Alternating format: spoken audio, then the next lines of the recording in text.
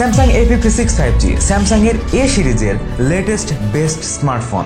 আসলে কি তাই? Let's find out. প্রাইস বিবেচনায় স্যামসাং এর এ সিরিজের যে দামি ফোনগুলো আছে তার মধ্যে এটার নাম অবশ্যই রাখা যায়। তবে স্যামসাং লাভারদের কিন্তু এইসব কোনো ইস্যুই না, জাস্ট বিকজ অফ এর সফটওয়্যার এক্সপিরিয়েন্স এবং ব্র্যান্ড ভ্যালু। আর আইফোনের পর স্যামসাং এ একমাত্র অ্যান্ড্রয়েড ডিভাইস যেগুলোতে রিসেল ভ্যালু কিন্তু অনেক বেশি পাওয়া যায়। সো আজকে জানবো এই ফোনটার ভালো এবং কমতির দিক। যারা ইন্টারেস্টেড স্টে টিউন। ধন্যবাদ জানাতে চাই এমকে মোবাইল পয়েন্টকে আমাদের কাছে এই রিভিউ ইউনিটটি দিয়ে সহায়তা করার জন্য। তাদের কাছে লেটেস্ট অফিসিয়াল আনঅফিসিয়াল সকল ধরনের ডিভাইস অ্যাভেলেবেল। বসুন্ধরা সিটিতে তাদের ফিজিক্যাল শপ রয়েছে, তাদের সম্পর্কে বিস্তারিত আমি ডেসক্রিপশনে দিয়ে দিচ্ছি। আর হ্যাঁ, তারা কিন্তু প্রি অন ডিভাইসও সেল করে থাকে, দেখে শুনে বুঝে আপনারা পারচেস করতে পারেন। যাদের বাজেট একটু টাইট তাদের জন্য কিন্তু এই অপশনটা অনেক কাজে লাগে। ডিজাইনে কিন্তু পরিবর্তন এসেছে, আমার কাছে বেশ ভালো লেগেছে। প্রোটেকশন হিসেবে এই ফোনটার সামনে এবং পেছনে Corning gorilla glass big test প্লাসের সাপোর্ট রয়েছে। ফোনটার হচ্ছে অ্যালুমিনিয়াম ফ্রেম, আর এর যে ক্যামেরা বাম্প রয়েছে এটা আমার কাছে অতটা ইস্যু মনে হচ্ছে না, কারণ আপনি যখন ধরবেন বা ইউজ করবেন নর্মাল ইউজ, তখন কিন্তু এই ক্যামেরা বাম্পটা আপনাকে বিরক্ত করছে না। এর যে এজগুলো দেখতে পাচ্ছি এটা হচ্ছে হাতে যদি লং টাইম ধরে রাখেন সেই ক্ষেত্রে হচ্ছে এজটা আপনার হাতে ফিল হবে। তবে আপনি যদি একটু কম ইউজ করেন অথবা একটা ব্যাক কভার ইউজ করেন সেই ক্ষেত্রে কিন্তু এই এজটা অত বাঁধবে না। এটা কিন্তু অতটা শার্প এজও না, কিছুটা রাউন্ড করে দেওয়া হয়েছে। সো আমার মনে হয় না মোস্ট অফ দ্য ইউজারের এটা কোনো প্রবলেম হবে। তবে আপনি যে প্রিমিয়াম কিছু একটা ধরে আছেন সেটা কিন্তু ফিল করতে পারবেন। আর যদি বলেন ভাই আশেপাশের মানুষ কি নোটিস করবে, হ্যাঁ আশেপাশের মানুষ নোটিস করবেই। 3.5mm জ্যাক পোর্ট এবং আয়ার ব্লাস্টার বাদে বাকি সবকিছুই আছে, like secondary noise cancelling microphone এবং ডুয়াল স্পিকার। যারা এই বড় সড়ো বডি দেখে ভাবছেন ফোনটা কি আগের চেয়ে বড় হয়ে গেল নাকি, তাদেরকে বলছি এটা A55 থেকেও ওজনে কিন্তু হালকা এবং থিকনেসেও কম।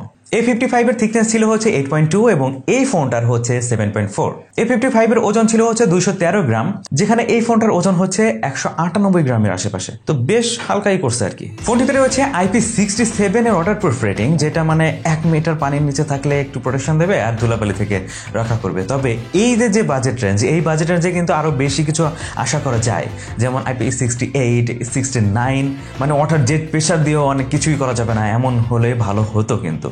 বাট এটাতে থাকছে না, এটা দুঃখজনক একটা ব্যাপার। যেখানে আরো কম বাজেটে কিন্তু আমরা এইসব রেটিং ফেটিং পেয়ে যাচ্ছি আর কি। আর ডিসপ্লের বেজেল এবং থিকনেস কিন্তু আগের থেকে বেশ কিছুটা কম মনে হচ্ছে, কি বলেন? আন্ডার ডিসপ্লে ফিঙ্গারপ্রিন্ট সেন্সর পেয়ে যাবেন, যেটা কিন্তু অ্যাকুরেট ভাবেই কাজ করছে, তবে কিছুটা নিচের দিকে মনে হতে পারে অনেকের কাছে। তবে লং টাইম ধরে ইউজ করলে কিন্তু এই সমস্যাটা আপনার কাছে কোনো সমস্যাই মনে হবে না, এটাই ইউজ টু মনে হবে।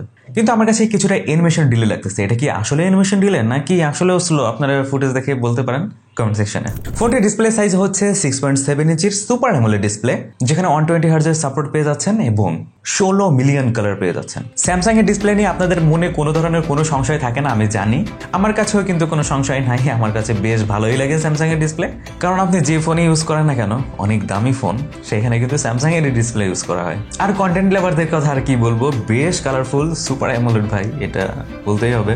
এবং যারা অলরেডি অ্যামোলেড ডিসপ্লে ইউজ করছেন বা সুপার অ্যামোলেড ডিসপ্লে বা ওলেড ডিসপ্লে ইউজ করছেন, তারা অবশ্যই জানেন তারা বেশ কালারফুল জিনিসপত্রগুলোই পছন্দ করে, মোস্ট অফ দ্য পিপল, সবাই না। সো এটাতে কালার নিয়ে ডিসপ্লে নিয়ে কোনো ইস্যুই নাই আমার কাছে।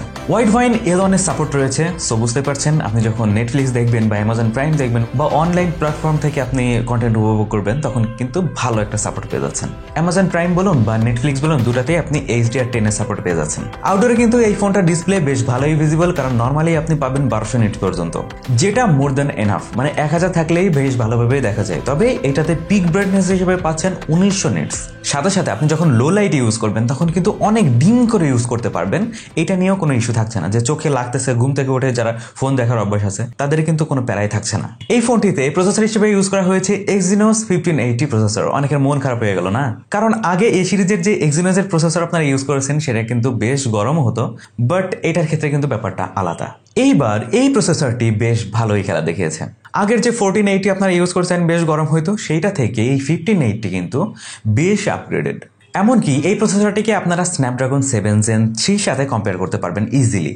এবং এই দুটাকে যদি আপনি হাড্ডাহাড্ডি লড়াই করান না, সেই ক্ষেত্রে Exynos এর প্রসেসরটা কিন্তু বেশ এগিয়েও থাকবে। এমনকি গেমিংয়েও কিন্তু আমি বেশ মিনিমাল হিটিং পেয়েছি, মানে অনেক বেশি হিটিং হচ্ছে এমন না।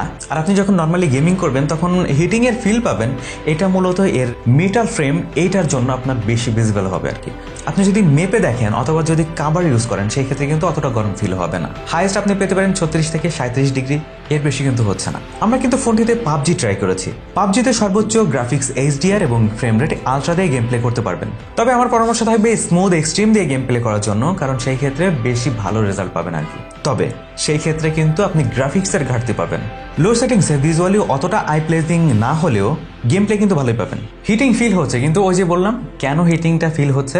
এছাড়াও বাই ডিফল্টে আমরা গেনশিন ইম্প্যাক্ট ট্রাই করেছি। আসলে ডিসপ্লে ভালো হওয়ার জন্য কালার ভালো পাবেন, গ্রাফিক্সে কিছুটা ঘাটতি চোখে পড়বে, যার কারণে ডিটেলিংটা কিছুটা কম পাবেন। মানে যে সাবজেক্টটা নিয়ে আপনি খেলতেছেন সেই সাবজেক্টটা একটু ব্লারি ব্লারি লাগতে পারে কারো কাছে আর কি। এবং গেনশিন ইম্প্যাক্ট যখন খেলবেন তখন আপনি যখন ফাস্ট মুভমেন্ট করবেন বা ফাইটিং সিনে যাবেন তখন কিন্তু এটা বেশ ভালোই ল্যাগ দেখিয়েছে। এছাড়াও FC mobile, Asphalt 9, call of duty এসব ট্রাই করেছি।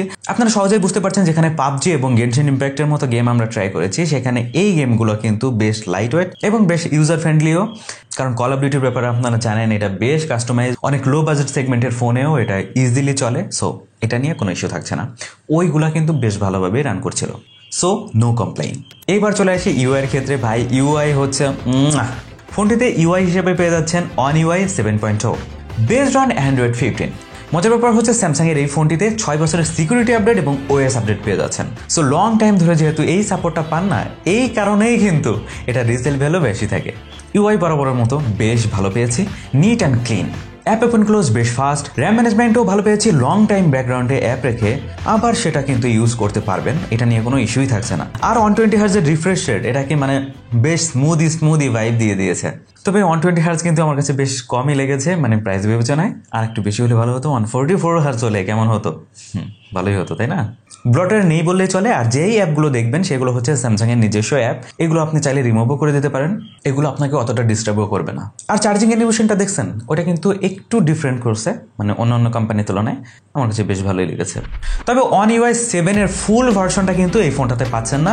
যদি কম্পেয়ার করে বলেন যে স্যামসাং গ্যালাক্সি S25 আলট্রার সাথে, সেক্ষেত্রে কিন্তু অনেকটাই কমতি রয়েছে এখানে। যেমন পাওয়ার বাটন চেপে আপনি জিমিনাই অপশনটা আনতে পারবেন না। আর এআই ফিচারের কিছু ঘাটতি রয়েছে, যেমন পাশাপাশি একই ছবির অবজেক্টকে যদি আপনি রিমুভ করতে চান সেই ক্ষেত্রে কিন্তু স্যামসাং গ্যালাক্সি S25 আলট্রা যে রেজাল্ট দেবে এটা কিন্তু ওইটা দিতে পারছে না। এটা স্বাভাবিক ভাই, কম বাজেটে আপনাকে এত ফিচার দিবে কেন? তাহলে তো মানুষ ওইটা কিনতো না, তাই না? এছাড়াও এআই ট্রান্সলেশন অপশনটাও পাচ্ছেন না এই ফোনটাতে, দুঃখজনক। 5000 mAh ব্যাটারি রয়েছে এই ফোনটিতে, বেশ বড়সড়ই লাগছে। বাট এই সময়ে দাঁড়িয়ে আমরা সিলিকন কার্বন টেকনোলজি ইউজ করে অন্য কোম্পানি অনেক বেশি এমএএচের ব্যাটারি দিচ্ছে সেটা দেখছি, বাট এরা দিচ্ছে না। কারণও থাকতে পারে এরা ফুল প্রুফ টেস্টেড কিছু নিয়ে আসতে যাচ্ছে এদের ডিভাইসের মধ্যে। ওকে ফাইন, আনুক। তবে দিন শেষে আপনাকে ফোনটিকে একবার চার্জ করে নিতেই হবে যদি আপনি হেভি ইউজার হন।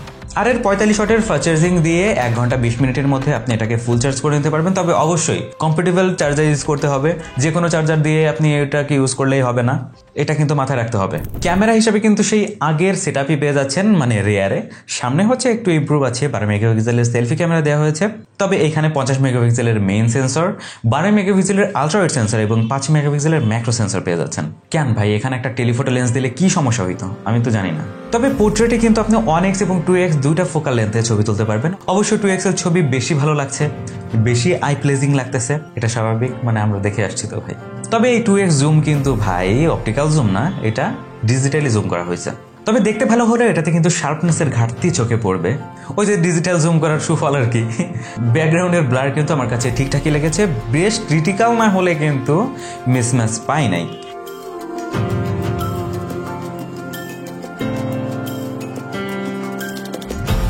রেগুলার ছবি বেশ কালারফুল প্রেজেন্ট করে, লালকে অতিরিক্ত লাল করে দিচ্ছিল এবং সাথে সাথে সবুজ সহ আরও বেশ কিছু কালারকে বুস্ট করে দিচ্ছিল।